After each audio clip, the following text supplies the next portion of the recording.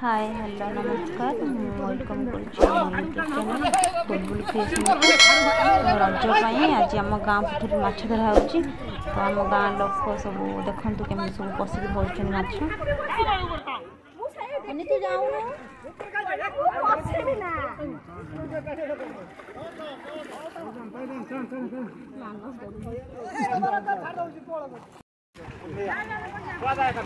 मोर तो घर में खिया है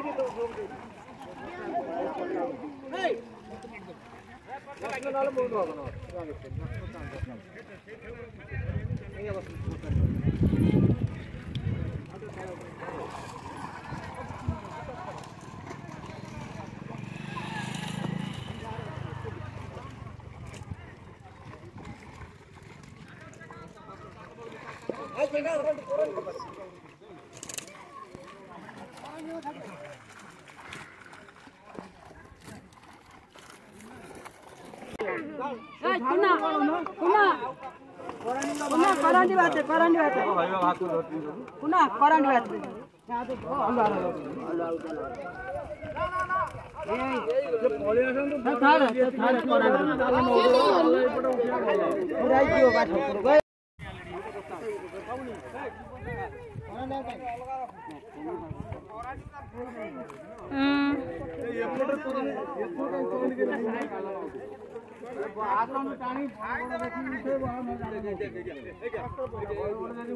एथर करनी कहीं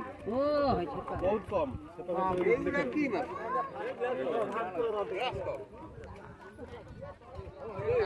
बड़ा माछ कोन बाछी रखी जाल न उठे तो बाहर पळे।